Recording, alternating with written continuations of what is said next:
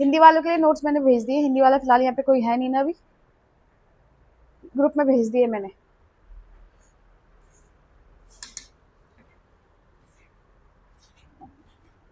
Heading डालेंगे president rule.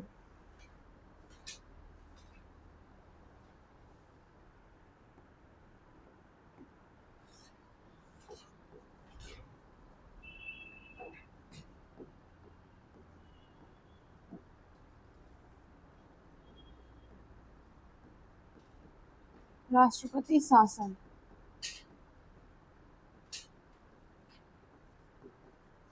Article Nandini बताओ कौन सा है? आर्टिकल प्रेसिडेंट रूल कौन से आर्टिकल में आता है? हाँ, 2। जल्दी बताओ। 356। चलो लिखेंगे। Also called as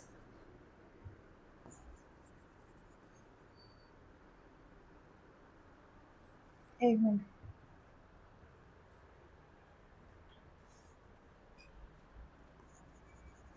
constitutional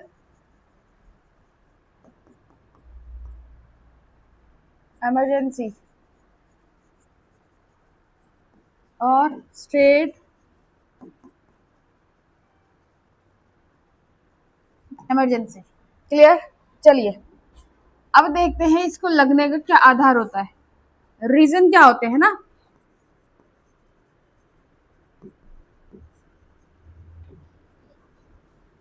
reason to implement, सबसे पहला है रीजन 356 में और दूसरा रीजन है आपका 365 में। क्लियर? 356 में क्या कहा है?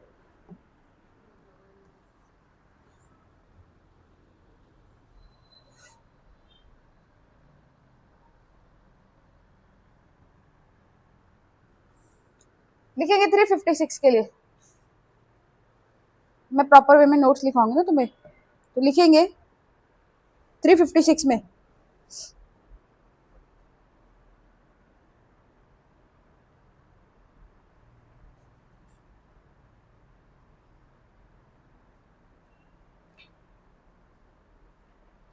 if the governor of the states if the governor of the states reports to the president that the state constitution is not being implemented, precedent that the state constitution is not being implemented, इधर लिखेंगे article 365 में। 365 में लिखेंगे details of the constitutional consequences, लिखेंगे details of the constitutional consequences.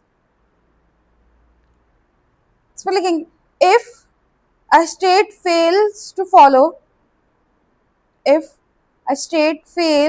Follow directions given by the union government, fails to follow the direction given by the union government। यहाँ पे तो हमने देखा कि भाई जो गवर्नर है, गवर्नर कहता है किसको? प्रेसिडेंट को, कि भाई यहाँ पे जो ये राज्य सरकार है, जो ये आपकी राज्य सरकार है वो ठीक से कार्य नहीं कर रही है, राज्य सरकार ठीक से कार्य नहीं कर रही है, यानी कि संवैधानिक रूप से कार्य नहीं कर रही है, संवैधानिक रूप से कार्य नहीं कर रही है, तो इस बेसिस पे क्या लगा दो? आर्टिकल 356 के तहत प्रेसिडेंट रूल लगा दो। यहाँ पे सेंट्रल गवर्नमेंट ने स्टेट गवर्नमेंट को क्या दिए? कुछ डायरेक्शंस दिए। क्या दिए? कुछ डायरेक्शंस दिए भाई फॉलो करने के लिए, और सेंटर को लगता है कि भाई ये जो स्टेट है वो उन डायरेक्शंस को फॉलो करने में फेल हो गई, तो उस कंडीशन में क्या लग जाएगा, आर्टिकल 365 के तहत आपका प्रेसिडेंट रूल लग जाएगा। भाई टाइम से आया करो क्लास में। क्लियर? मैंने आपको बताया दोनों चीजें। क्लियर? 356 में गवर्नर राष्ट्रपति के पास शिकायत करेगा, और 365 में ये है कि जब सेंटर को स्वयं से लगे कि राज्य सरकार जो है कार्य ठीक से नहीं कर रही है, संवैधानिक रूप से कार्य नहीं कर रही है, इस बेसिस पे हम क्या कर देंगे, प्रेसिडेंट रूल लगा देंगे। क्लियर? नोट्स हिंदी वालों के लिए मैंने ग्रुप में भेज दिए, समझते रहो, लिखते रहो। क्लियर? समझ में आया नंदनी? इधर मिलेंगे, चिंता नहीं करो, सब मिलेगा तुम्हें। कौन से? तुम पीडीएफ को लिखते नहीं हो? हाँ तो पीडीएफ मिलेंगी आपको, चिंता ना करो। इनकी नहीं मिलेगी, क्योंकि ये मैंने लिखा दिया प्रॉपर वे में, उनकी नहीं मिलेगी। तो तुम ढूंढते रहो। यहाँ पे मतलब तुम फेयर में नहीं कर रहे हो, है ना? फेयर तरीके से नहीं कर रहे हो, मैं ये कहने का मतलब ये है। तो फिर आराम से, फिर पेपर भी आराम से देते रहना, सिलेक्शन भी आराम से लेना। भर लिया फॉर्म? क्या बात कर दी भाई, HNBGO का तो रिजल्ट आ गया। कल भी तो रिजल्ट आया था HNBGO को 6th सेमेस्टर का। चलो अब बाद में चेक करना।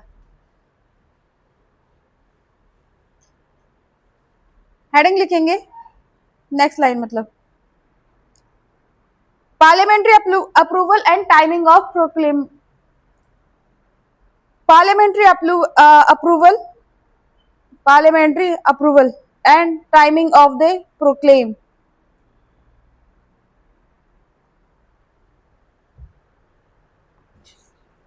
यानी कि जो आपका प्रेसिडेंट रूल है, उस प्रेसिडेंट रूल में किस तरीके से कब जो है यहाँ पे टाइमिंग सेट होगी कि कब तक जो है आपका ये मतलब कब कब लगेगा, है ना प्रेसिडेंट। तो ये तो हमने देख लिया कि क्या कंडीशन बनती है।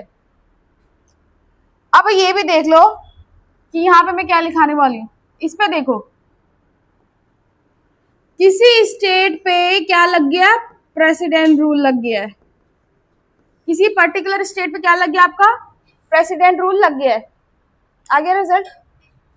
चलो इधर देखो, किसी पर्टिकुलर स्टेट पे आपका जो है प्रेसिडेंट रूल लग गया है। और या फिर ऐसे मान के चलो, उत्तराखंड का एग्जाम्पल लेते हैं ना। उत्तराखंड में आपका जो है प्रेसिडेंट रूल लग गया है। अब जो है इसमें क्या होगा, अगर इस प्रेसिडेंट रूल का बिल 2 महीने के अंदर कहाँ पारित ना हो जाए, पार्लियामेंट से पारित ना हो, कि कहाँ पार्लियामेंट से पारित ना हो, 2 महीने के अंदर अगर लोकसभा और राज्यसभा इस बिल को पास नहीं करते हैं, उस पर्टिकुलर स्टेट में जो प्रेसिडेंट रूल लगा है वो अपने आप ही समाप्त हो जाएगा। क्लियर? किसी पर्टिकुलर स्टेट में आपका प्रेसिडेंट रूल लगा है, और अगर उस प्रेसिडेंट रूल में वो जो प्रेसिडेंट रूल का बिल है वो अगर 2 महीने के अंदर लोकसभा और राज्यसभा से पारित होकर राष्ट्रपति तक नहीं पहुंचा है, तो उस कंडीशन में क्या हो जाएगा, आपका अपने आप ही वो जो प्रेसिडेंट रूल उस पर्टिकुलर स्टेट पे लगा है वो खत्म हो जाएगा। क्लियर? लिखेंगे इसमें,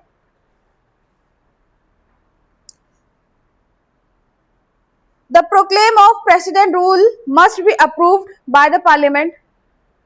हिंदी वाले कृपया करके उसमें देख लेना। The proclaim of president rule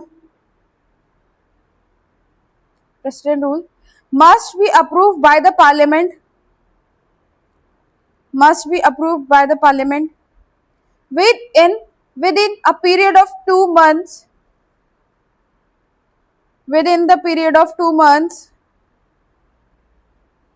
comma, and if it is not approved,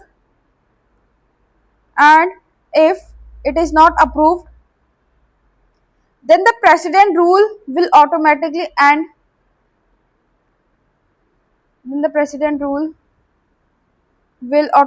end. At that particular state. Automatically and from that particular state, ऐसा लिख दो, फ्रॉम दैट पर्टिकुलर स्टेट।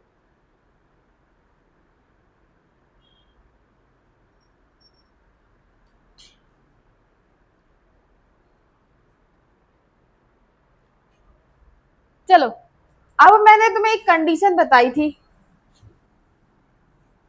और वो कंडीशन सेम रहेगी। यहाँ पे लिखेंगे कंडीशन, या हाँ कंडीशन लिखो। अब वो कंडीशन मैंने आपको पहले लिखाई है तो आप लोग कर सकते हो। लिखेंगे what will happen if the Lok Sabha, what will happen if the Lok Sabha resolve after proclaim, resolve after the proclaim।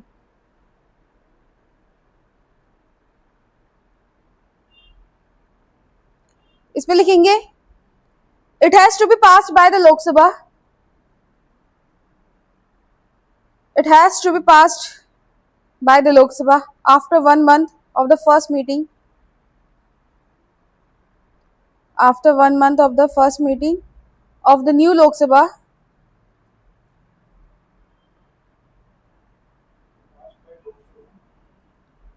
it has to be passed by the Lok Sabha after 1 month of the first meeting, after 1 month of the first meeting of the new Lok Sabha, of the new Lok Sabha, comma, but it should be passed by the Rajya Sabha, but it should be passed by the Rajya Sabha। चलिए, अब राष्ट्रपति शासन लगने का duration क्या होता है, समय का। अब देखो ये कंडीशन मैं आपको पहले करवा चुकी, तो मुझे दोबारा से समझाने की जरूरत नहीं है कि अगर लोकसभा जो है उद्घोषणा के बाद अगर रिजॉल्व हो गए तो इस कंडीशन में क्या होगा, तो शर्त क्या है कि वो राज्यसभा से पास होना चाहिए। मैं लास्ट क्लास में आपको अच्छे से समझा चुकी हूँ, है ना। चलिए लिखेंगे ड्यूरेशन ऑफ प्रेसिडेंट रूल कितना होता है, 3 साल, 3 साल लिखेंगे। इसमें समय अवधि क्या होगी, इसमें राष्ट्रपति शासन की अवधि क्या होगी, 3 साल लिखेंगे, 3 years। But the period will have to be passed, but Sapna आप लिख नहीं रही हो क्यों, तो किसी से भी ले लो फोन, कोई से, ग्रुप में तो सभी हो ना, किसी से भी ले लो, लिख लो। क्या लिखा, but the period will have to be passed by both the houses of parliament within 6 months, but the period will have to be passed by both the houses of parliament within 6 months each। हर 6 महीने में उसको क्या होना पड़ेगा, review के लिए houses में जाना होगा। Clear that. चलिए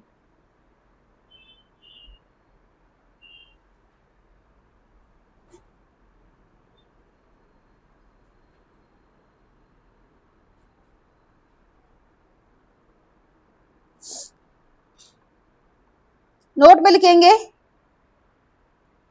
नोट पे लिखेंगे 44th constitutional amendment act of 1978,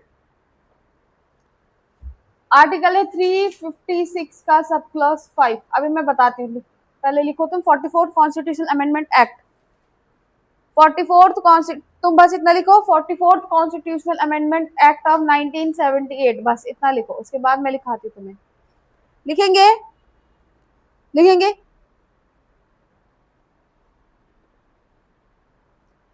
it was added to article 356 subclause 5, it was added to article 356 subclause 5 that the proclaim may be extended, that the proclaim may be extended for 1 year, for 1 year by the above method, by the above method, by the above method,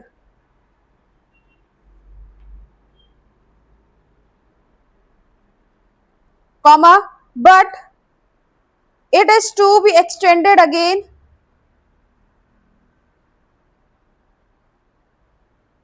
but it is to be extended again after that year,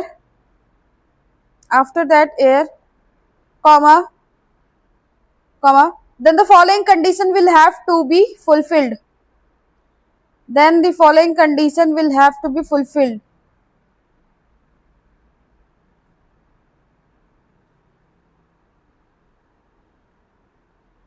पहली condition लिखेंगे,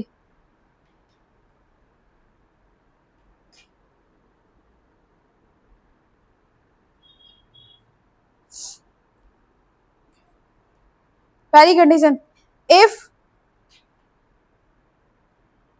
national emergency is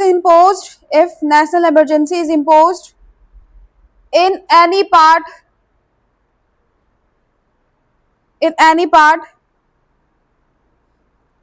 or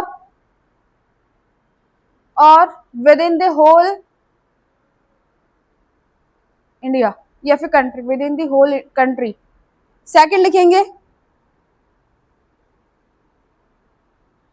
second, the election commission should certify that, second लिखेंगे, the election commission should certify that it is difficult to conduct election on that particular state. It is difficult to conduct election on that particular state.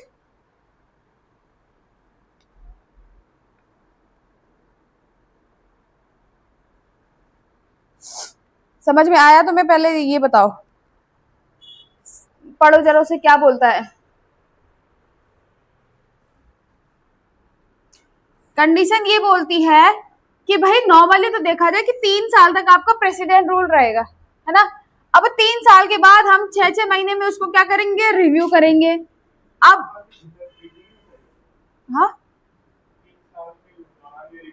होता है ना, 3 साल के अंदर हर 6 महीने में review होता है, हर 6 महीने में रिव्यू होता है। लेकिन इस अकॉर्डिंग तो हम जो है 1 साल तक बढ़ा सकते हैं। ये तो नॉर्मल कंडीशन है कि 3 साल तक लगा है, हम चौथे साल पे एक्सटेंड कर सकते हैं इसे। लेकिन अगर हमें 5वें साल के लिए एक्सटेंड करना हो, फिर अगर हमें 1 ईयर के लिए एक्सटेंड करना हो, तो उस कंडीशन में पहला क्या होगा कि या तो देश के किसी भाग में या फिर पूरे देश में क्या लगी हो, नेशनल इमरजेंसी, या तो इलेक्शन कमीशन कह दे कि भाई हम इस स्टेट में क्या नहीं कर सकते, इलेक्शन ठीक से कंडक्ट नहीं करा सकते। क्यों? क्योंकि यहाँ पे कैसा है, आपकी बहुत अराजक स्थिति है यहाँ की, मतलब कैसे यहाँ के लोग जो है कैसे उपद्रवी नेचर के, कुछ भी कंडीशन हो सकती है। तो इलेक्शन कमीशन, अब तुम सोच सकते हो कि इलेक्शन कमीशन क्यों वहां इलेक्शन नहीं करवा सकता, क्योंकि वहां पार्टी ठीक से काम नहीं करेगी या कुछ भी कंडीशन हो सकती है। तो 2 कंडीशन है कि पहले तो 3 साल तक नॉर्मल लगता है, अगर 3 साल के बाद 1 साल तक बढ़ाना भी हम कौन से अकॉर्डिंग इसके तहत हम बोल सकते हैं।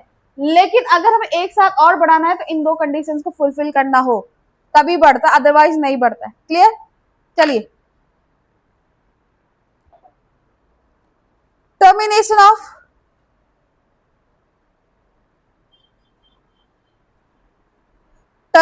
ऑफ प्रेसिडेंट रूल, यानी कि राष्ट्रपति शासन की समाप्ति।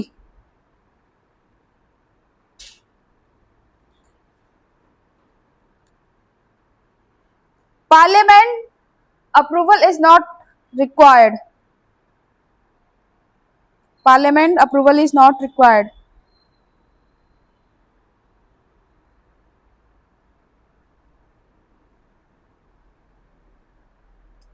Parliament approval is not required, यानी कि अगर अप्रूवल नहीं चाहिए तो इसका मतलब राष्ट्रपति स्वयं से घोषणा करके क्या बोल सकता है कि हम राष्ट्रपति शासन इस पर्टिकुलर स्टेट में हटाना चाहते हैं। तो लिख दो इसे कि राष्ट्रपति केवल और केवल किससे अपनी घोषणा से क्या कर सकता है, राष्ट्रपति शासन को हटा सकता है। तो लिखेंगे इसमें parliamentary approval is not required. The president can terminate the president the president rule.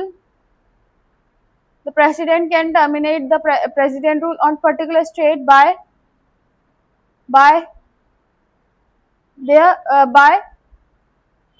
his own proclaim, अपनी एकमात्र घोषणा से क्या कर सकता है वो।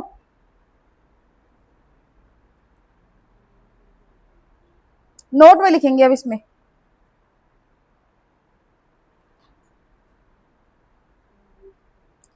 नोट में लिखेंगे judicial review on president rule, judicial review of president rule.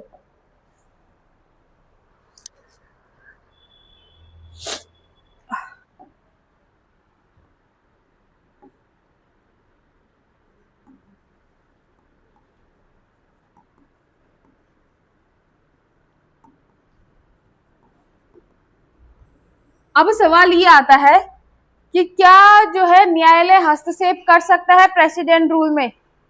अगर सरकार को लगता है या न्यायालय को लगता है कि आपका जिस पर्टिकुलर स्टेट में प्रेसिडेंट रूल लगा है वो सही है या गलत, सही है तब तो वो दूर रहेगा। लेकिन अगर आपकी जो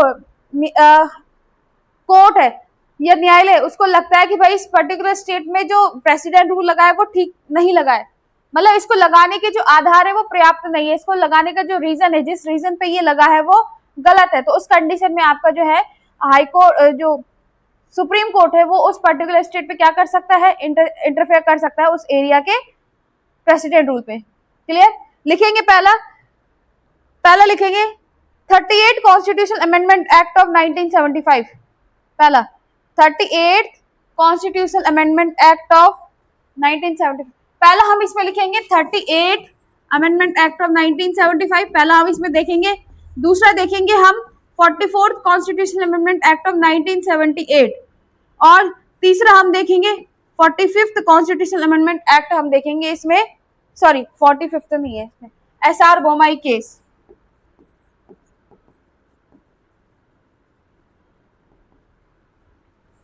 पहले लिखेंगे 38th constitutional amendment act of 1975, इसमें लिखेंगे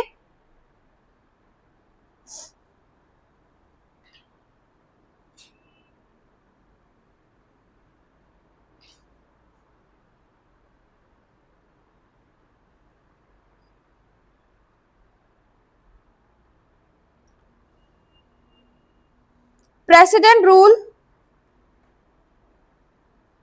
या फिर इसमें ऐसे लिखो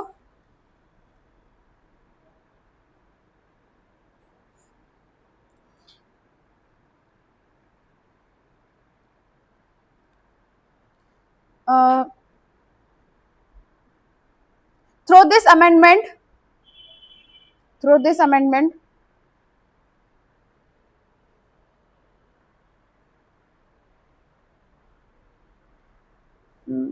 court cannot interfere on president rule,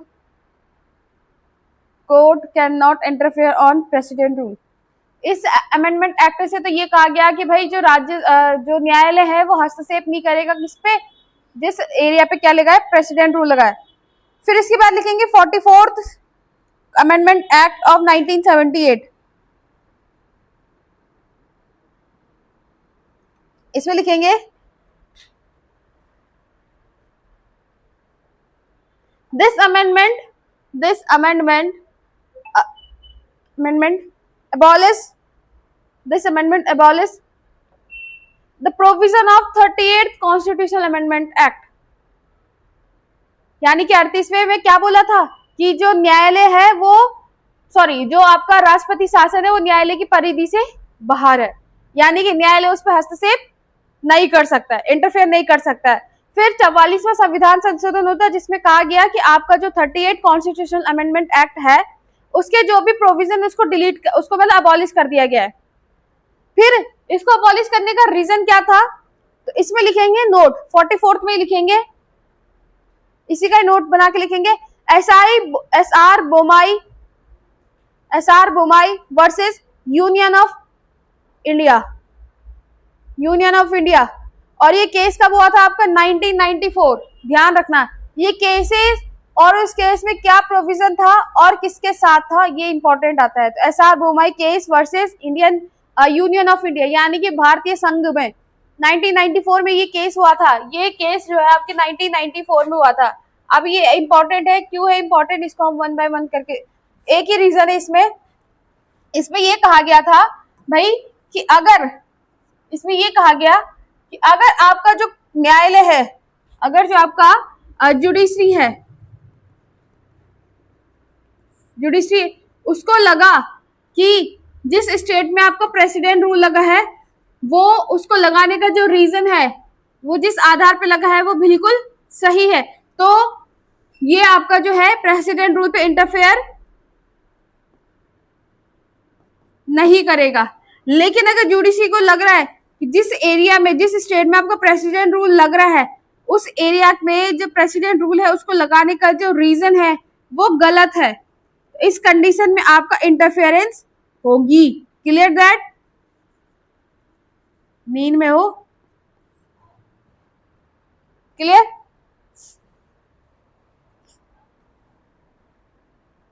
लिखेंगे इसमें, the supreme court said that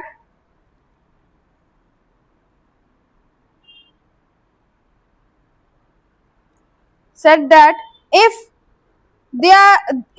there are valid reason for imposing, if there are valid reason for imposing if there are valid reason for imposing president rule, then court will not interfere,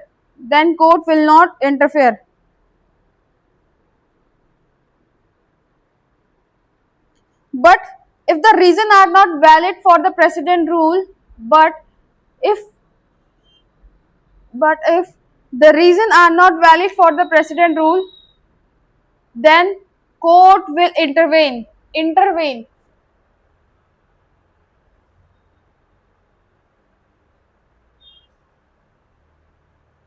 फिर उस condition में court क्या करेगी? Interfere करेगी। चलिए, clear? समझ में आया कि अगर रीजन हमें सही लगे कि प्रेसिडेंट रूल उस एरिया में लगा है तो तब तो हम इंटरफेयर नहीं करेंगे, लेकिन हमें लगता है कि नहीं, सही नहीं है, तो हम उस कंडीशन में इंटरफेयर करेंगे। तुम्हें दिख रहा है पीछे लाइट ऑन नहीं करी हुई है तुमने? चलो ठीक है। हाँ, कहाँ से होगी? आगे से ही होगी।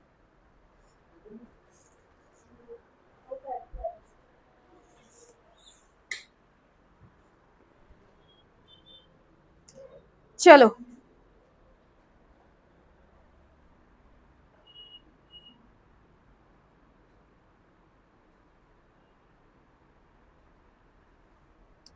Effect of president rule.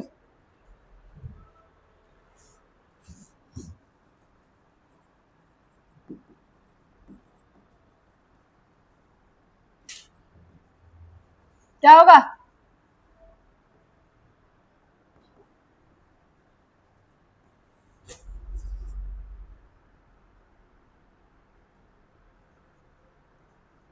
Central legislature क्या करेगी? सेंटर की जो विधायिका यानी कि कानून बनाने की जो बॉडी है, उसके पास ये अधिकार है कि वो स्टेट लिस्ट से क्या बना सकती है? रूल्स बना सकती है, कानून बना सकती है। क्लियर? और यहाँ पे जो आपके जो आपकी कार्यपालिका एग्जीक्यूटिव है,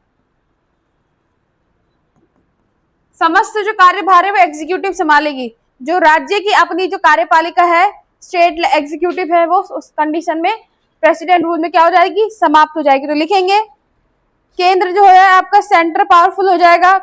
एक तरफ ऐसे लिखेंगे लेजिस्लेचर, एक तरफ लिखेंगे executive.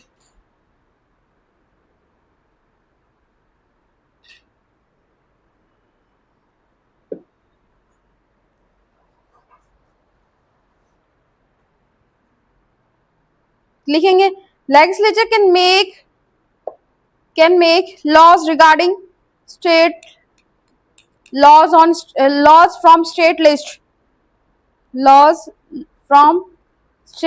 list and can also issue ordinance, और ऑर्डिनेंस में आर्टिकल भी लिख दो।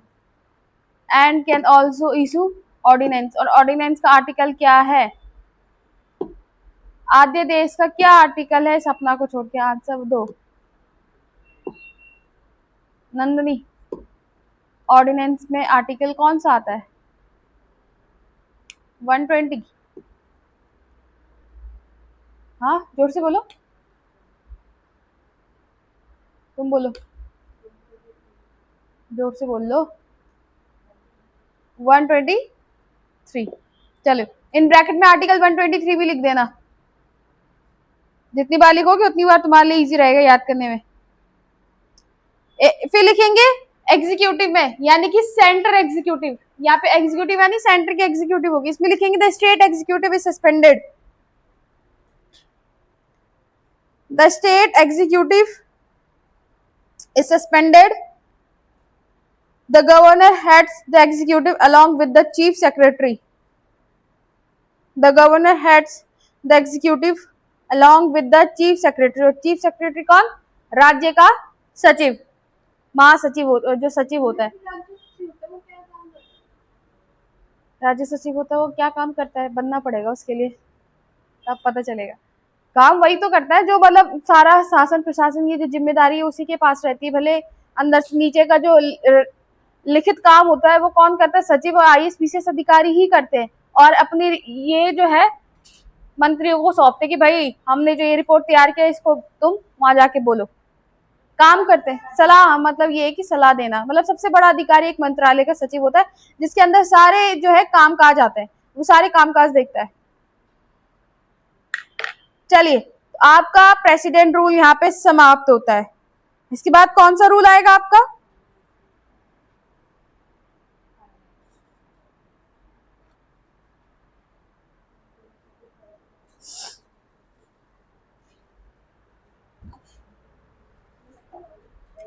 कहीं पे छूटा है तो कर लो, उसके बाद हम वित्तीय आपातकाल करने वाले। Financial emergency.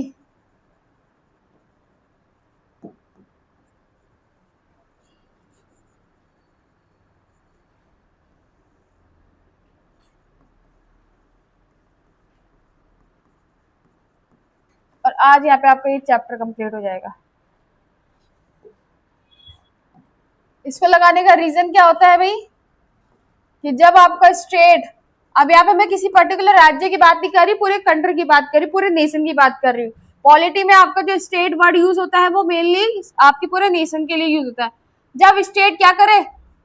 फाइनेंशियल क्राइसिस में हो, फाइनेंशियल क्राइसिस से जूझ रहा हो, तो उस कंडीशन में क्या हो? उस कंडीशन में क्या लगती है? वित्तीय आपातकाल लगता है। क्या हुआ? लिखेंगे, रीजन लिखेंगे, इसमें फटाफट लिखेंगे, बस 5 मिनट में इसको कंप्लीट कर देंगे हम।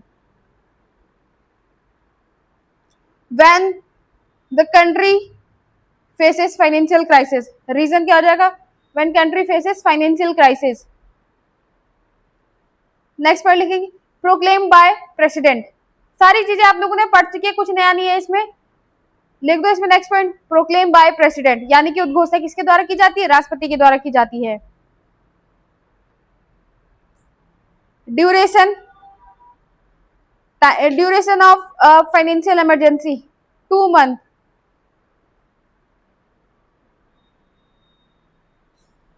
टू मंथ की होती तो इसमें मतलब रिव्यू की जरूरत नहीं पड़ेगी। 2 महीने में क्या क्या तुम रिव्यू करोगे, है ना?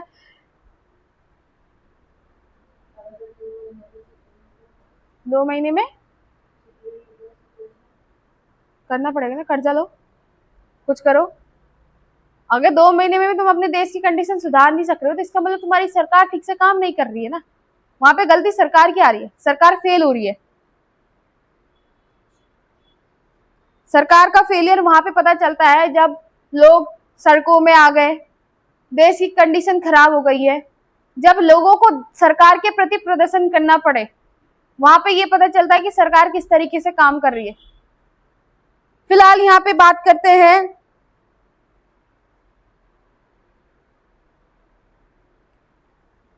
तो टर्मिनेशन किसके द्वारा होगा? Terminate by president. अगर राष्ट्रपति के द्वारा अगर घोषणा की जा रही है तो टर्मिनेट भी किसके द्वारा की जाएगी? प्रेसिडेंट के द्वारा ही किया जाएगा।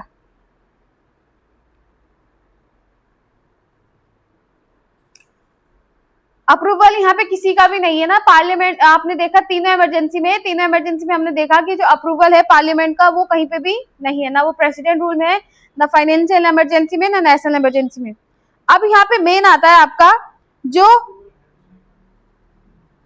टर्मिनेशन के लिए नहीं है ना, टर्मिनेशन के लिए नहीं है। Effect of financial emergency, effect of financial emergency, again centre powerful, again क्या लिखेंगे, centre powerful,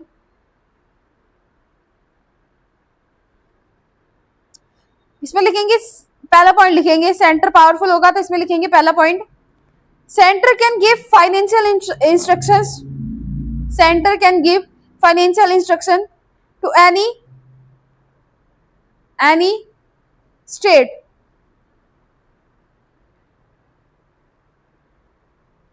Second,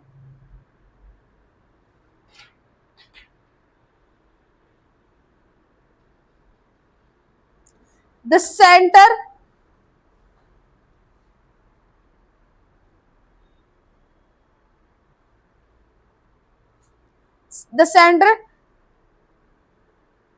expect expect from the state government, the center expect from the state government to cut the salaries and allowances of any person, to cut the salaries and allowances of any person serving under the state,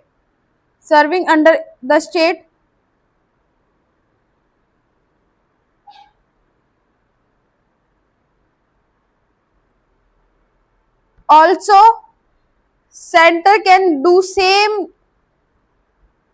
also center can do the same with the center employee. Third,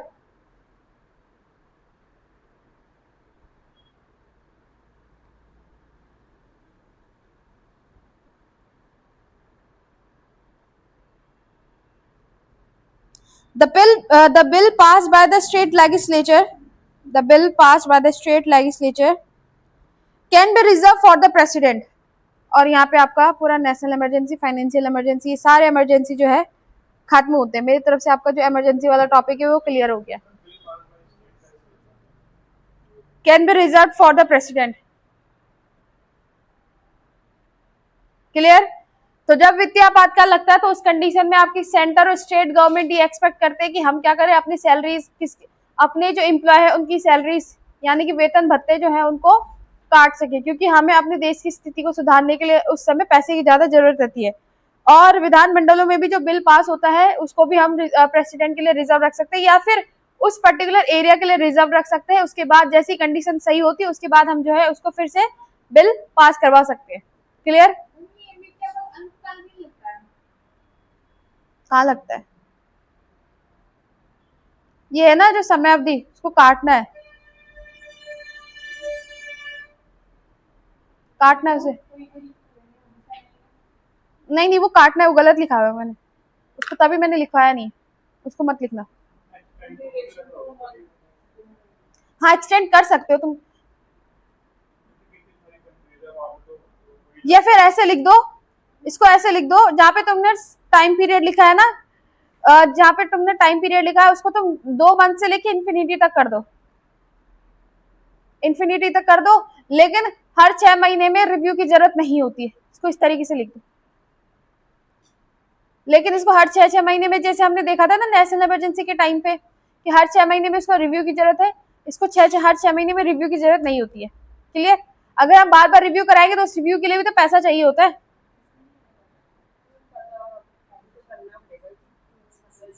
वो अब वो बात अलग है, वो पता करना पड़ेगा, लेकिन रिव्यू, मेन बात है कि रिव्यू नहीं होगा, बाकी ऊपर जो है वो सरकार देख लेगी अपने हिसाब से, लेकिन रिव्यू जब करेंगे तो फिर पैसे की जरूरत लगती है, तो उसमें भी मंत्री को बुलाना है, संसद बैठानी है, बहुत सा। हाँ नंदिनी तुम कुछ कह रहे थे, जोर से बोलो, मुझे सुनाई नहीं दे रहा है यहाँ तक, तुम्हारी गुनगुनाहट मुझे लग रहा है सिर्फ रिया सुन रही है, नहीं होता इसमें रिव्यू। अब यहाँ पे तुम्हारा जो नेशनल इमरजेंसी, सॉरी जो इमरजेंसी यानी पार्ट 18 कंप्लीट हो गया। हेडिंग डालो पार्ट 19, हिंदी में प्रकीर्ण, इंग्लिश में मिसलेनियस।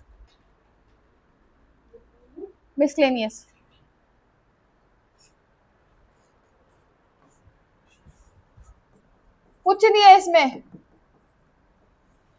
361 से लेके 369 तक हमने आर्टिकल्स देखने बस, और इन आर्टिकल्स में भी 1 बाय 1 करके हमने देख रहे हैं बस। प्रकीर्ण यानी कि मिसलेनियस, मिसलेनियस जो मतलब ऐसे प्रोविजन जो हमने आर्टिकल्स में नहीं डाले हैं और उनको हमने एक पर्टिकुलर अलग से एरिया में डाल दिया, बस ये मान के चलो। हाँ, विशेष उपबंध, विशेष भी नहीं बोल सकते, एक्स्ट्रा। हाँ, मतलब जो मतलब हमने सब्जेक्ट में नहीं डाला उसको हम अलग से डालते हैं। जैसे शेड्यूल्स हमने पढ़ा था ना कि हम जो छूट गया था उसको, तो वैसे ही एक आर्टिकल, एक पार्ट बना दिया। कुछ नहीं है इसमें, बस लिख लो, तुम फिर बोलोगे मैम लिखा है नहीं। आर्टिकल 361,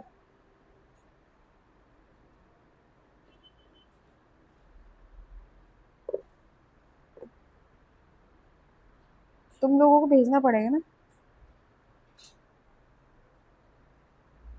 चलो मैं इसको हिंदी इंग्लिश दोनों में डिक्टेट करती हूँ।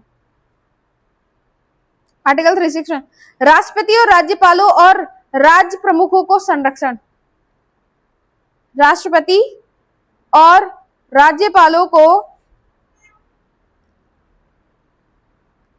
361 लिखेंगे, gives legal protection and immunity, gives legal protection and immunity to the president and, लिखने रहे, gives legal protection and immunity to the president and state government, state governors and state governors from criminal proceeding, from governors from criminal proceeding and personal liability, personal liability for official act, for official acts while in office। क्या कहता है article 361, तुमने लिख लिया हिंदी में। Article 361 कहता है कि जो राष्ट्रपति है और राज्यपाल है और भी जो आपके प्रमुख है, इन पर क्या नहीं कर सकते हम, जब तक ये अपने पद पर है तब तक हम इन पे क्रिमिनल केसेस का चार्जेस नहीं लगा सकते हैं। Clear. Personal liability for official act, for official act while in office, जब तक ये अपने एक पद पर है तब तक हम इन पे क्रिमिनल चार्जेस नहीं लगा सकते हैं। और जैसे ही इनको इनके पद से हटा दिया जाता है, फिर ये सामान्य व्यक्ति होते हैं, उसके बाद हम इन पे क्या कर सकते हैं, क्रिमिनल केसेस लगा सकते हैं। ये जब मैं आपको प्रेसिडेंट और गवर्नर करवा रही थी तब भी मैंने समझाया था। आ रहा है याद नवीन, है ना। चलिए आर्टिकल 362,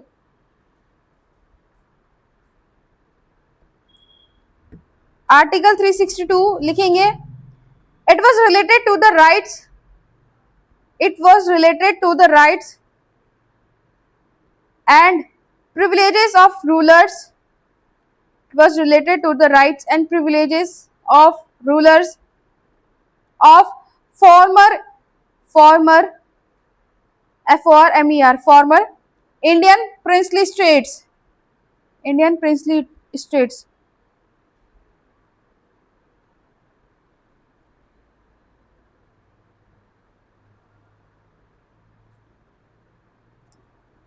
देशी राज्यों के शासकों के अधिकार और विशेष अधिकार, देशी राज्यों के शासकों के अधिकार और विशेष अधिकार, देशी राज्यों के शासकों के अधिकार और विशेष अधिकार। यानी कि जब आपका इंडिया इंडिपेंडेंस हुई थी तो उसके बाद आपके पास पता होगा कि 350 जब देश आजाद हुआ था तो 563 से भी ज्यादा हमारे पास क्या थी, देशी रियासतें थी। और इसमें ये प्रोविजन, मतलब जब भारत आजाद हुआ था तो उसमें ये था, कंडीशन मैंने आपको पढ़ाई थी कि कुछ मतलब ये था कि प्रिंसली स्टेट्स, जब आपका आपका संविधान कौन से उससे बना है, कौन से प्रपोजल से बना है, अगस्त ऑफर,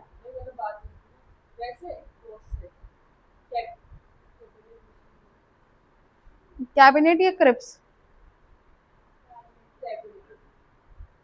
कौन कौन मेंबर्स थे उसमें, तीन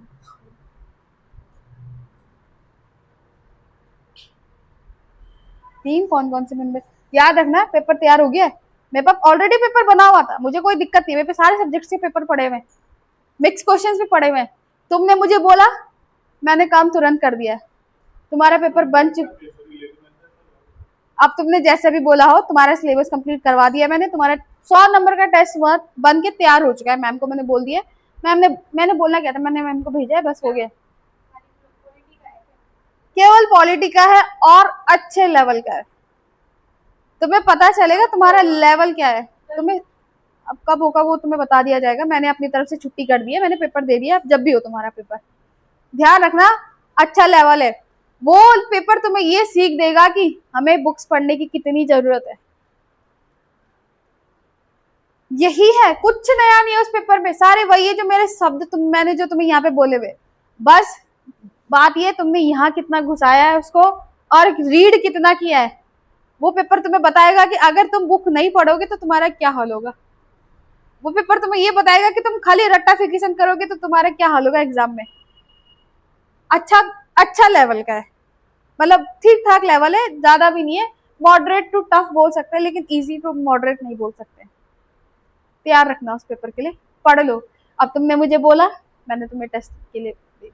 अब तुम नहीं भी बोलते, मैंने तब भी टेस्ट लेना था ही आपका, वो सरप्राइज टेस्ट होता, लेकिन क्योंकि सिलेबस कंप्लीट हो गया है, कल की क्लास बची हुई, आज मैं तुम्हारा फिर आज अभी पार्ट 19 है, मैं आज 20 भी स्टार्ट कर दूंगी, कॉन्स्टिट्यूशनल अमेंडमेंट एक्ट वाले जो टॉपिक है वो भी मैं स्टार्ट कर दूंगी, कोशिश करूंगी कि आज क्लास में वो भी कंप्लीट हो जाए। फिर कल हमने क्या पार्ट 21 22 पढ़ने की जरूरत है नहीं, कुछ इंपॉर्टेंट नहीं, छोड़ भी दोगे कुछ नहीं होने वाला, बट फिर भी मैं आर्टिकल्स में लिखा दूंगी अपनी तरफ से, ताकि कल को तुम ये ना बोले कि मैम आपने कराया नहीं, इंपॉर्टेंट रहा भी होगा तो आपने कराया नहीं। कल की क्लास में मैं गारंटी दे रही हूँ, मैं आपको आपकी पॉलिटी कंप्लीट करके दे दूंगी, लेखपाल लोकायुक्त जितने भी तमाम जो चीजें आपकी छूट रखी है वो सब मैं करके दे दूंगी, मैं बता दूंगी, कल की क्लास का वेट करो तुम। भ्रष्टाचार किस तरीके से हो रहा है, भ्रष्टाचार को नियंत्रण करने के लिए अधिकारियों की नियुक्ति करी गई, या भगवान जाने वो अधिकारी भी क्या कर रहे हैं, कल की क्लास में सब हो जाएगा तुम्हारा, कल पूरी पॉलिटी कंप्लीट हो जाएगी, मैं गारंटी दे रही हूँ इस बात की। अब उसके बाद परसों के बाद मैं रिवीजन कराऊंगी, जितने भी दिन बचे रहेंगे उसके बाद हम रिवीजन ही करेंगे, पूरा स्टार्टिंग टू एंड तक हम रिवीजन करेंगे।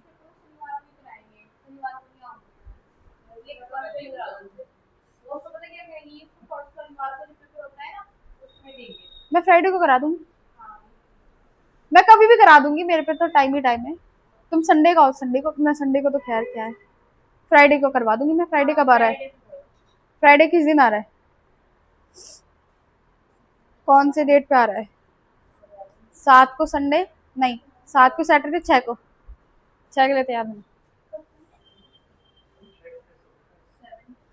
7 को फ्राइडे, अच्छा हाँ चलो 7 को फ्राइडे ना, 7 को लेते हैं टेस्ट, तुम्हारा 7 को टेस्ट हो जाएगा।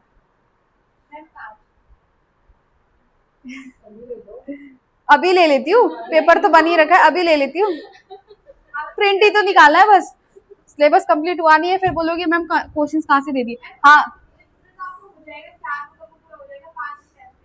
मैं तो कभी भी ले लूंगी, तुम अपने हिसाब से देखो कौन बच्चा कितना, मैं तो कहती हूँ कि तुम आज भी ना प्रिपेयर हो, ना तुम परसों प्रिपेयर होगे, ना तुम उस दिन प्रिपेयर होगे जिस दिन तुम्हारा एग्जाम होगा।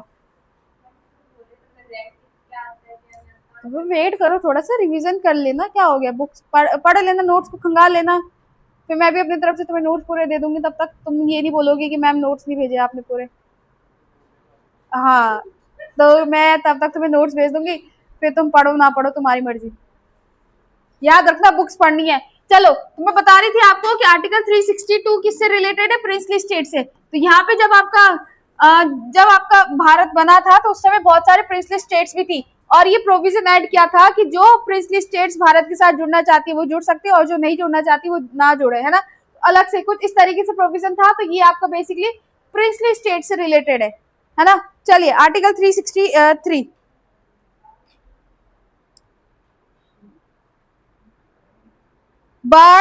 बार court from interfering in disputes,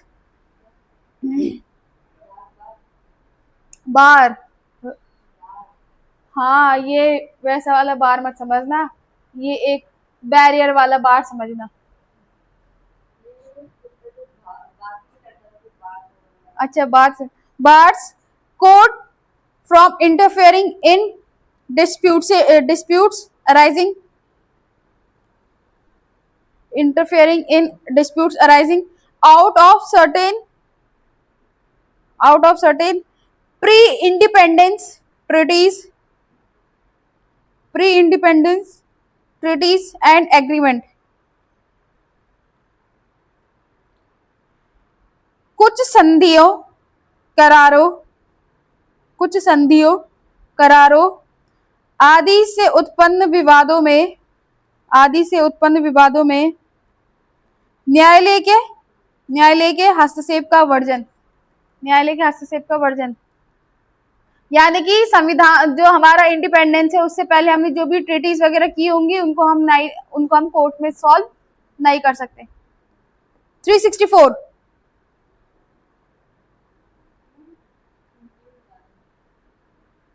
बताया था मैंने, कुछ संधियों करारों से छूट गया ये।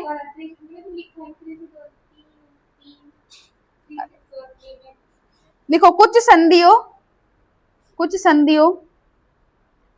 कॉमा करार आदि से उत्पन्न विवादों में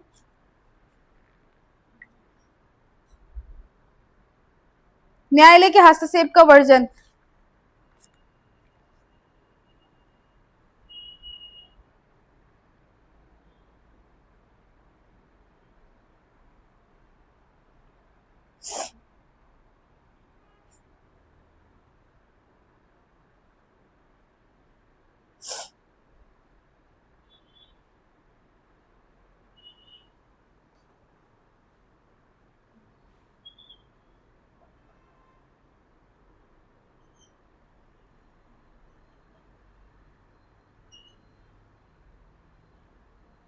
लिख दिया, चलो 364 लिखेंगे।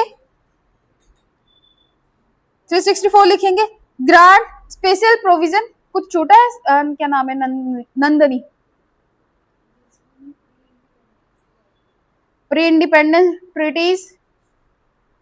Treaties and agreement. Treaties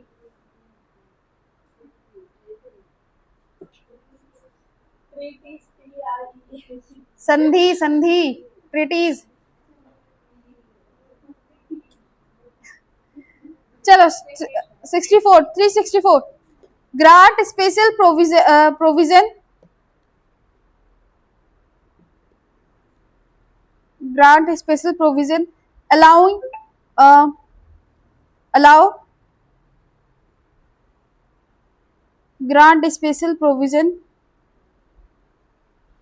allow the president to apply laws relating to major ports and aerodromes.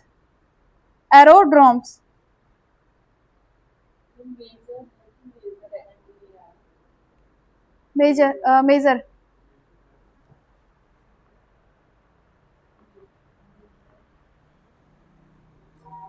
ports and aerodromes। बताती हूँ, महापतनों और विमान क्षेत्रों के बारे में विशेष उपबंध। जो आपके पोर्ट्स वगैरह होते हैं, एयरपोर्ट वगैरह होते हैं और शिप के जो पोर्ट्स वगैरह होते हैं उनसे रिलेटेड कुछ प्रोविजन किए गए इसमें। चलो आर्टिकल 365 और आर्टिकल 365 मैंने क्या बताया आपको, अभी आपने प्रेसिडेंट रूल में लिखा,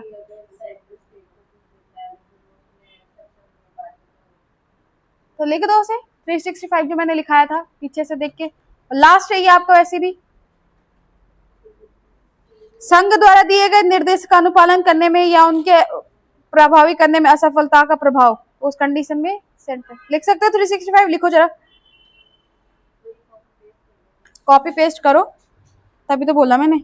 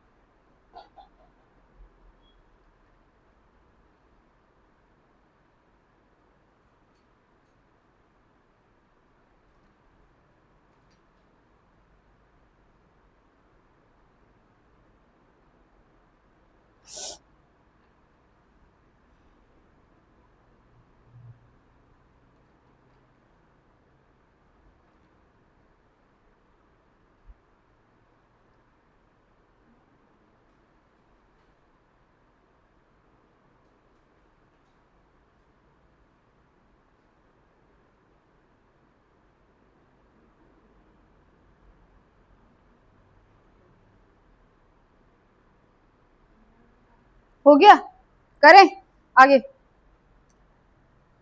पार्ट 20।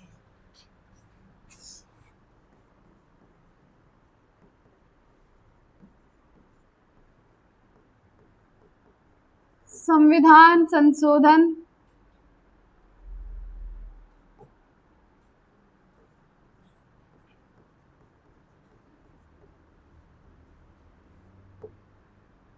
कॉन्स्टिट्यूशनल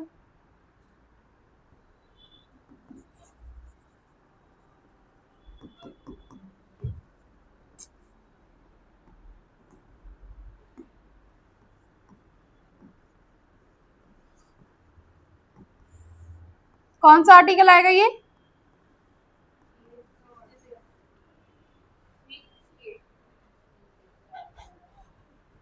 366 कौन बोल रहा है?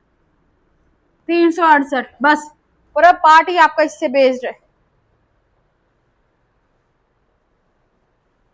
368। चलिए,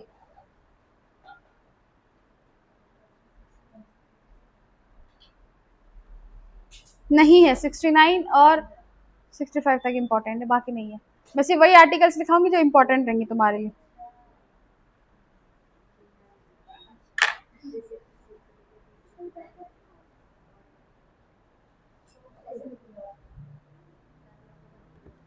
लो सपना जी, मैं तुम्हारे को ग्रुप में भेज रही हूँ फोटो।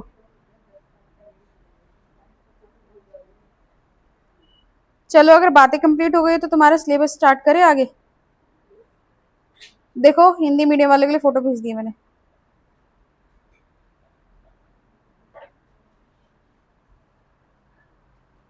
अच्छा, एक लास्ट टॉपिक तुम्हारा एक और बचा हुआ है, और मैं तुम्हें क्या कराऊंगी, salient feature of constitution.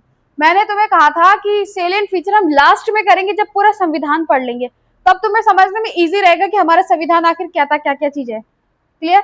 Salient feature भी हम एक टॉपिक रह गया, वो वहां से क्वेश्चन पूछे जाते तो वो मैं आपको कराऊंगी। ठीक है, चलिए, तो फिलहाल लिखेंगे यहाँ पे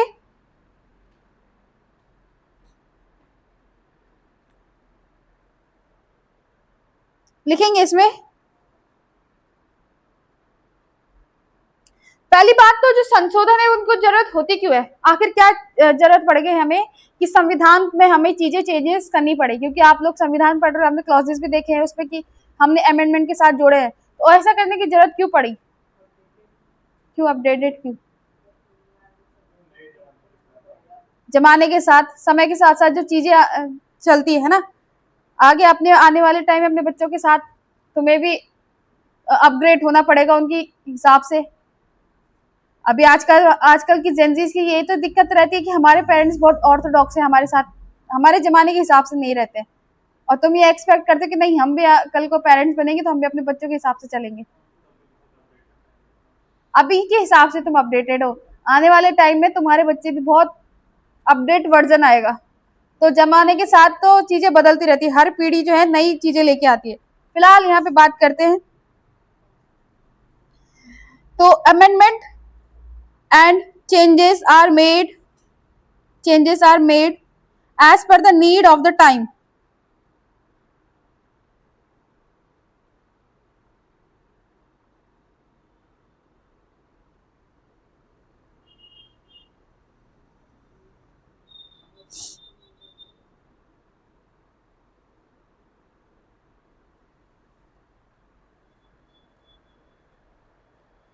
चलिए, अब यहाँ पे बात आ रही है संशोधन, अमेंडमेंट।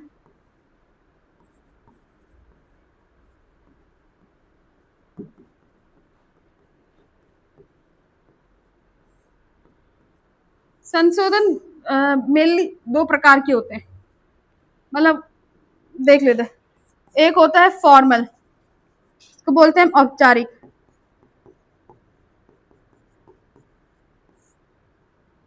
और एक होता है आपका इनफॉर्मल।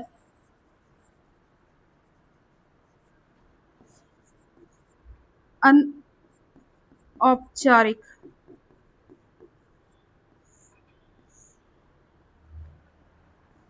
अब यहाँ पे औपचारिक अनौपचारिक का मतलब क्या है?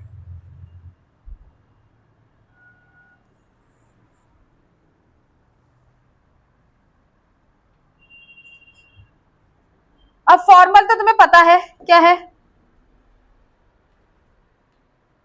संसद के द्वारा किया जाता है ना। तो लिखेंगे changes done by parliament, changes done by parliament. और इनफॉर्मल में लिखेंगे, अनौपचारिक में लिखेंगे समटाइम्स चेंजेस ऑल्सो अकर,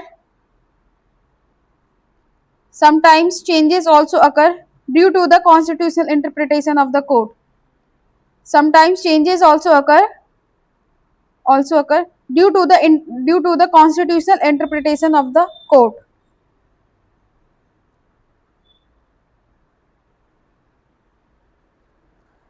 अब यहाँ पे एक क्वेश्चन आता है सेलेंट फीचर से रिलेटेड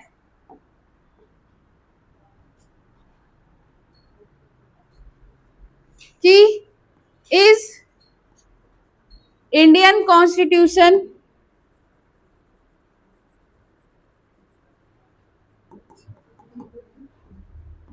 इज रिजिड और फ्लेक्सिबल, कठोर एवं लचीला।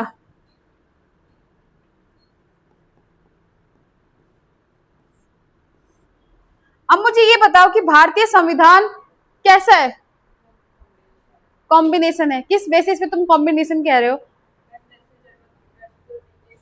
अच्छा चलो पीछे से शुरू करते, क्या संविधान कठोर है या लचीला है? अपने तर्क के साथ आंसर दो। कैसे दोनों तो क्यों है? कुछ चीजें गलत है फिर भी चली आ रही, जैसे कि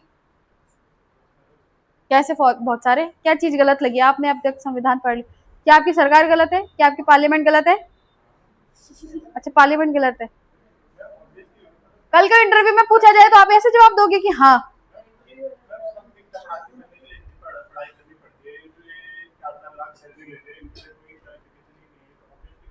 तो तुम भी बनो, कौन मना कर रहा है तुम्हें? बनो। मैं क्यों? फिर वही बात बोला, तुम्हें पढ़ लिख के फिर वही चपड़ासी वाली नौकरी चाहिए ना।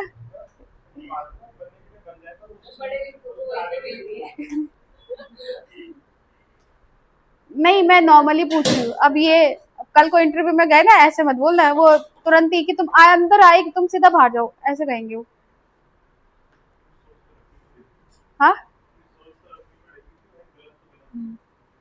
अपनी सोच रखनी है, सिर्फ तब अपनी सोच नहीं रखनी है जब तक तुम्हारी नौकरी है, नौकरी लगती है, जब तक तुम्हारी नौकरी लगती है तब तक तुम क्या करो, सरकार के पीछे पीछे। नौकरी लगी उसके बाद तुम्हारा अपना ओपिनियन कौन बोल रहा है? अब वो बात अलग है, अब दुविधा है क्या करे। फिलहाल मैं यहाँ पे इसकी बात कर रही हूँ, संविधान हमारा कठोर है लचीला है। अगर तुम्हारी सरकार गलत है तो तुम्हें सरकार की जगह में क्या चाहिए? राजतंत्र। तो सरकार कल को कोई भी आए ऐसी ही रहेगी। तुम्हारा शिक्षा मंत्री बदल गया, उससे क्या हो जाएगा? कुछ नहीं होगा। मेन बात है ये सिस्टम, तो तुम सिस्टम का प्रोविजन ही हटाना चाहते हो यहाँ से। अच्छा कॉन्स्टिट्यूशन है तो तुम अपने अपने आर्टिकल्स बताओ, तुम्हारे हिसाब से क्या हमारा नागरिकता नहीं होनी चाहिए? तुम्हारे हिसाब से क्या होना चाहिए?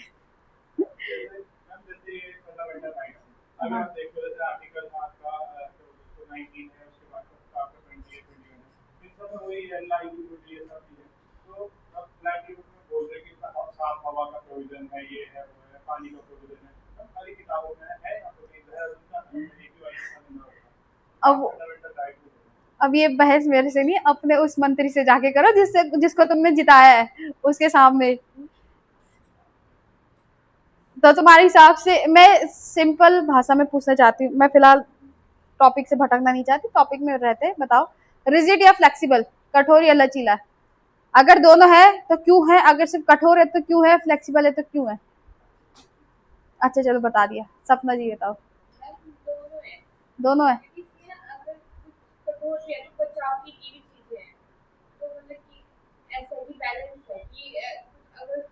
के बहुत कठोर है, तो हमको बचाव की चीजें हैं इसमें, जैसे कि आर्टिकल 21 भी है, और इससे बचाव के लिए आर्टिकल 20 भी है, वो गिरफ्तारी से बचाव की चीजें हैं उसमें। चलो ठीक है, क्या नाम है तुम्हारा? सरस्वती।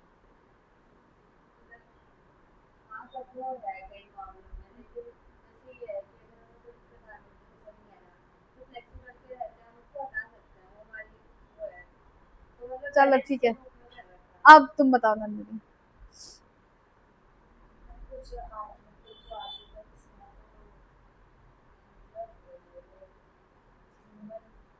तुम्हारे भी आर्टिकल से रिलेटेड है?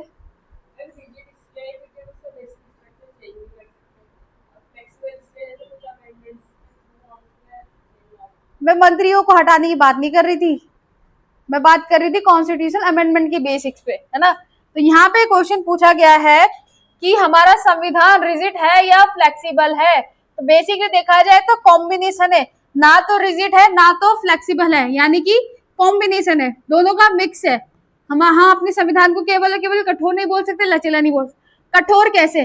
कठोर मतलब कि आसानी से हम क्या नहीं कर सकते इसमें, इजीली हम नहीं कर सकते इसमें क्या, कॉन्स्टिट्यूशन अमेंडमेंट नहीं कर सकते। कल को भी ऐसा नहीं हो सकता कि भाई मेरा मन किया मैं सीधा पार्लियामेंट चली गई, या फिर किसी मंत्री का मन किया वो पार्लियामेंट चला गया कि भाई हमें इस संविधान पे परिवर्तन करना, इस संविधान इस प्रोविजन पे परिवर्तन करना। ऐसा नहीं है, ऐसी नहीं कि मुंह उठाया, मन में चला आया, मुंह उठाया और हम क्या भाई बदलाव करने चले गए, ऐसा नहीं है, ठीक है। दूसरा, लचीला, ऐसा भी नहीं है कि बिल्कुल जो संविधान बन चुका है वो वैसे एज इट इज रहेगा। समय के साथ साथ हम क्या करते हैं, इसमें चेंजेस करते रहते हैं, है ना, चेंजेस करते। तो यानी कि कॉम्बिनेशन हो गया कि इजीली भी हम चेंजेस नहीं कर सकते हैं, और ऐसा भी नहीं है कि हम अपनी इच्छा से चेंजेस करने लगे। एक प्रॉपर फुल जो है क्या है यहाँ पे आपकी प्रोसेस है, लोकसभा से, राज्यसभा से, प्रेसिडेंट के पास। क्लियर? आई बात समझ में? तो लिखेंगे यहाँ पे तुम लोग तो इतने आक्रोश हो चुके हो कि भाई सरकार बदल चलो फिर इलेक्शन में दिखा देना उनको। अभी इस बार इलेक्शन में किसको पार्टिसिपेट, किसको वोट देना चाहोगे तुम? अगर तुम अपनी सरकार के इतने खिलाफ हो तो फिर अब दूसरी अच्छी सरकार लेके आना चाह रहे हो तो कौन है? यंग कौन है तुम में से? बीजेपी को कहाँ बीच में ला रहे हो, वो पॉलिटिकल पार्टी नहीं बनी है अभी, जब भी बनेगी वो नहीं बन पाएगी, वो बनेगी भी नहीं, पर वो बनना नहीं चाहती, दिपके नहीं बनना चाह रहे, लेकिन उस पार्टी का मेंबर आगे भाई जो बनना चाहे। फिलहाल हम सीजेपी की बात नहीं कर रहे हैं, यहाँ पे मैं बात कर रही हूँ क्वेश्चन की। लिखेंगे क्या भारत का संविधान कठोर या लचीला है? तो जहाँ पे मैंने रिजल्ट लिखा है ना उसके नीचे लिखेंगे कैन नॉट इजिली अमेंड। कठोर यानी कि इजिली हम जो है इसको अमेंड नहीं कर सकते, and can be easily amend. Flexible में लिखेंगे कैन बी अमेंड, इजीली भी हम जो है अमेंडमेंट नहीं कर सकते हैं और इजीली भी हम कर सकते हैं। कैन नॉट बी अमेंड और कैन बी अमेंड। लिखेंगे the Indian constitution is both mixture of, तो मिक्सचर नहीं लिखो, ऐसे लिखो the Indian constitution is both rigid and flexible in nature.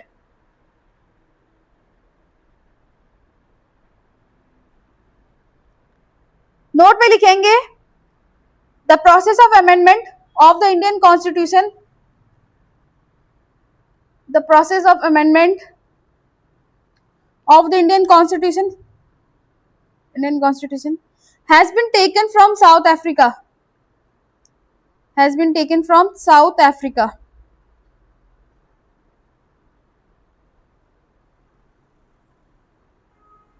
इसी में लिखेंगे the process of amendment of Constitution, the process of amendment of Indian Constitution is subjected to judicial review, is subjected to judicial review.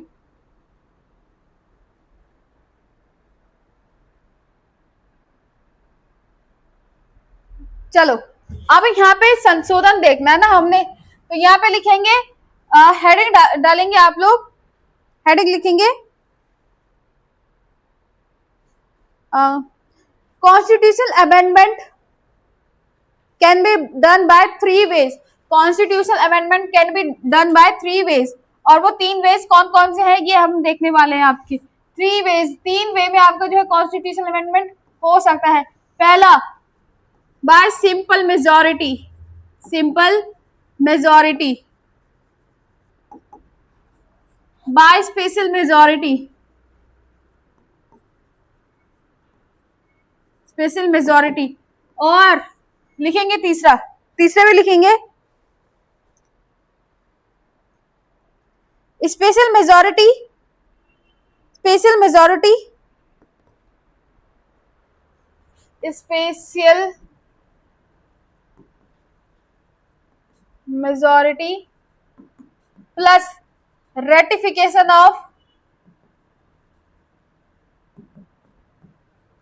Plus ratification of 50% of state, 50% of states. Clear कि संविधान का जो संशोधन है वो 3 process में होता है, 3 पार्ट्स में। मतलब कि सिंपल मेजॉरिटी जो आपका 2/3 बहुमत वाला प्रोसेसर है उसमें सिंपल मेजॉरिटी हो गया।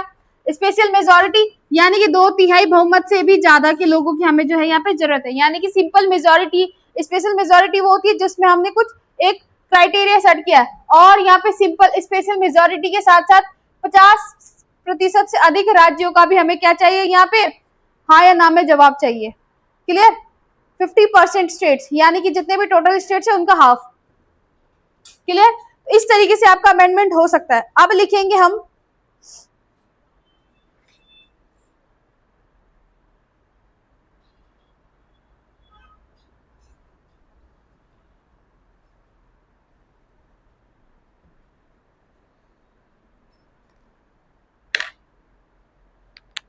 नोट में लिखो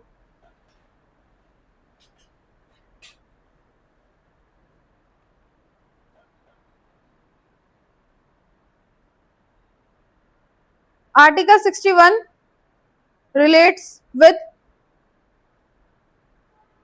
आर्टिकल 61 किससे रिलेटेड है? सपना नहीं तो बताओगे आंसर। आर्टिकल 61 किससे रिलेटेड है?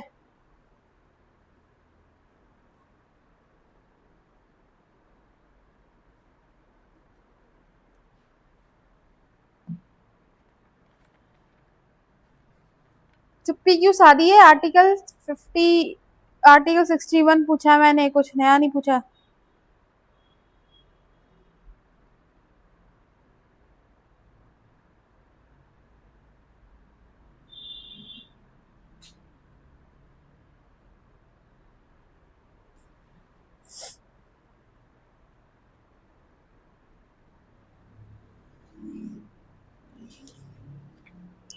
सिक्सटी वन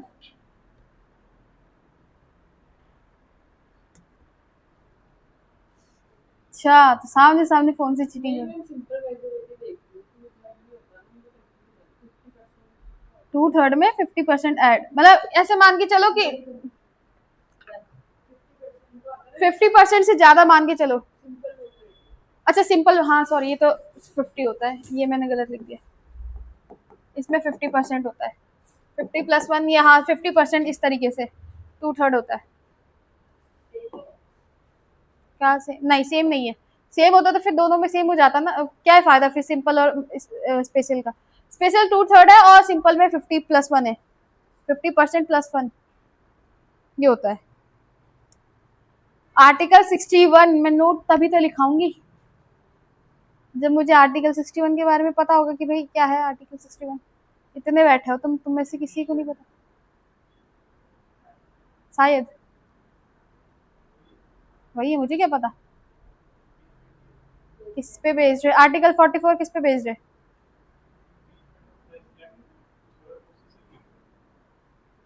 अच्छा तुम्हारे सामने 2 क्वेश्चन है, आर्टिकल 44, आर्टिकल 61।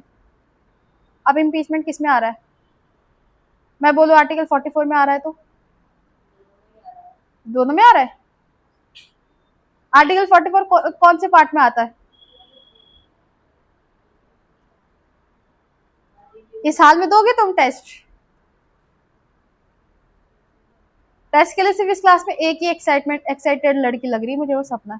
बाकी तुमने तो बस हवा में बोल दिया कि मैम टेस्ट ले लो, और मैं तो सच में टेस्ट वैसे भी लेने वाली थी। तुम्हारा सिलेबस कंप्लीट हो गया 3-4 दिन में, क्या करेंगे? टेस्ट करेंगे और क्या करेंगे।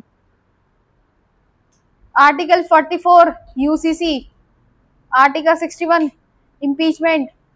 बोला लेकिन कंफ्यूजन में थे। कल को अगर एग्जाम में आ गया तो तुम क्या करोगे? 50-50 वाले आंसर में से गलत होते हैं वो तो मैं मान के चलूं तो एग्जाम में 2-3 क्वेश्चन तो ऐसे होते हैं जो तुम्हें सही आते हैं बट स्टिल तुम उसको गलत करके आते हो और वही तुम्हारे नेगेटिव मार्किंग लाते हैं।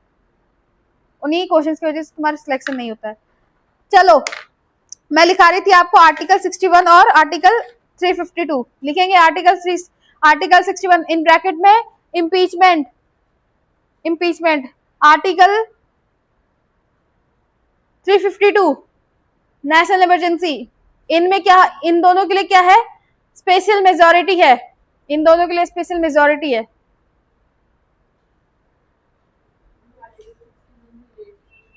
इम्पीचमेंट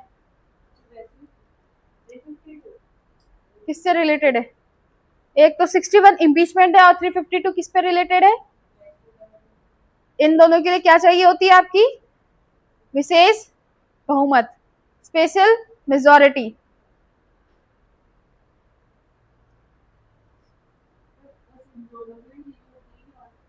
स्पेशल मेजोरिटी इनके लिए।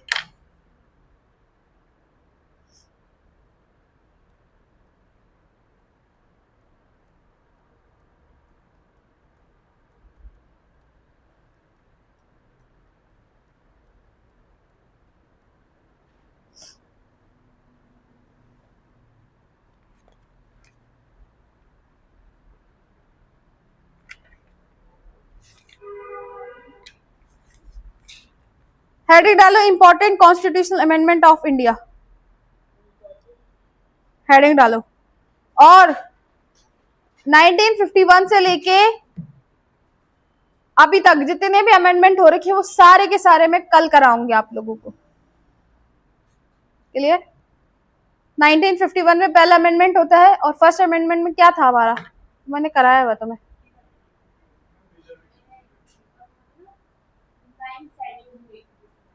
Very good.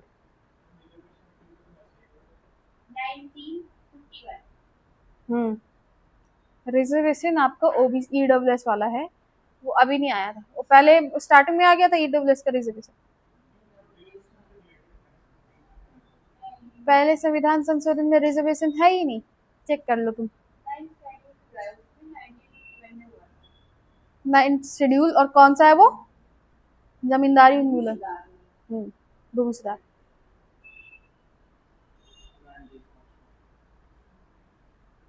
मिला रिजर्वेशन? बोला था ना इसमें नहीं मिलेगा। तो अभी तक जितने भी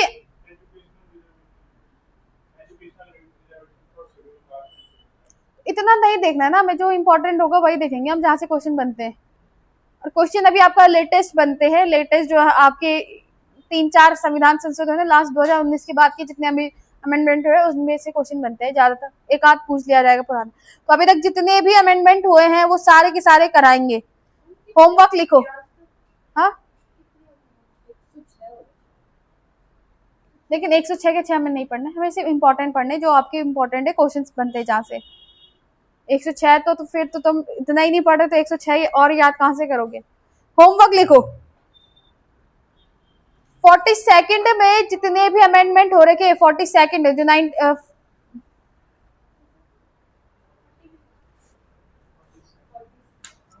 42वें संविधान संशोधन में, इतने संविधान संशोधन पढ़ लिया आपने। 42 में जितने भी 42वें संविधान संशोधन से जितने भी प्रोविजन किए वो सारे लिख के आओगे, ढूंढोगे। इस वजह से तो तुम अपने नोट्स खंगालोगे, पढ़ोगे तो सही उस बेसिस पे किताबें आपको याद आएगी।